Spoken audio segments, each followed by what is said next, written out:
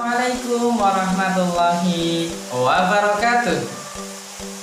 Alhamdulillah lari-lari kabeh kepanggih melih kalian Pak Guru, Pak Yunus. Awake dhewe ing esuk iki arep sinau basa Jawa. Awake dhewe arep mbacutke pelajaran basa Jawa babakan Panca Driya. Wis bocah-bocah, Pak Yunus arep nyanyi sik babakan Panca Driya. Bocah-bocah engko iso nirokke. Panca Driya iku ana pira to ya nggih? Panca Driya ana 5. Apa wae? Kaping pisan mripat. Kaping pindho irung. Kaping telu kuping, kaping papat ilat, lan kaping 5 yaiku kulit. Pak Guru arep nyanyi Panca Driya nganggo basa krama.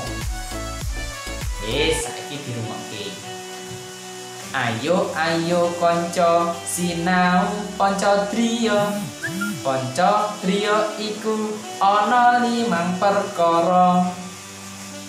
Yen mripat paningal, irung grana, kuping talingan, ilat lidah, kulit cucal, iku kabeh Panca Driya cacahe ana 5.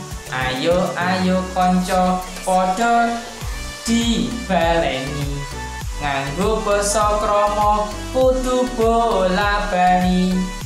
Yen mata paningal, irung grana, tak kuping talingan, ilat lidah, kulit cucal, kuwi kabeh arane Panca Driya. Bocah-bocah apa? Panca Driya kuwi mau ana pira? 5. Mripat kramane paningal. Irung kramane grana. Kuping kramane talingan. Lanjut, ilat kramane lidah. Sing kaping 5 yaiku kulit kramane cucal.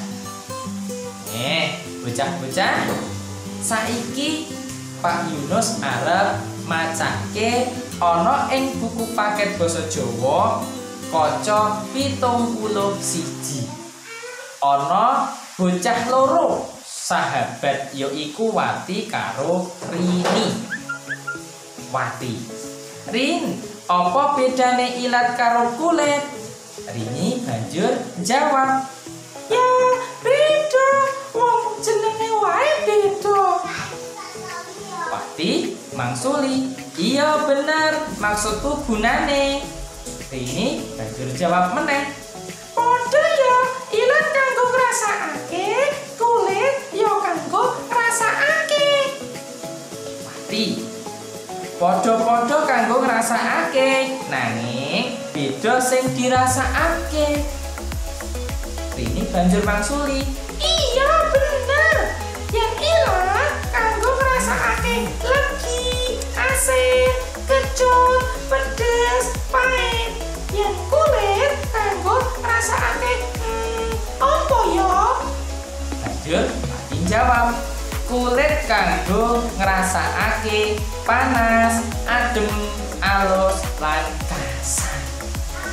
Oh, bener lah. Iki gila, kulitku alus, jare Rini. Wati terus mangsuli gayarin. Jadi bocah-bocah Panca Driya kuwi ana 5. Kabeh ana kegunaane dhewe-dhewe. Nah, tugase bocah-bocah saiki dibuka kaca 72. Ukara 1 wangsulan kanthi bener iku tok kerjano.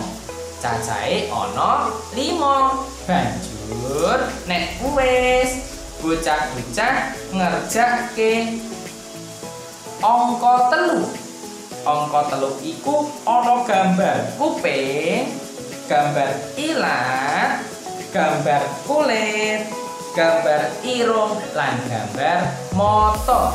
Nah, tugasnya napa? Tugasnya yaiku njodokke gambar iki karo penyakite ing ngisor iki. Ana mimisen, beleken, budek, gatel lan gomen.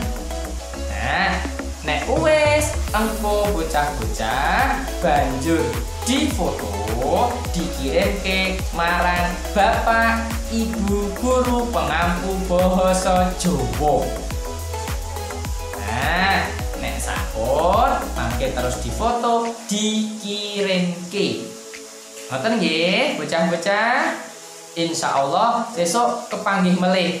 Engko nyanyane babakan Pancadriya iso dibaleni. Mekaten. Insyaallah kepanggih kali Pak Guru melih.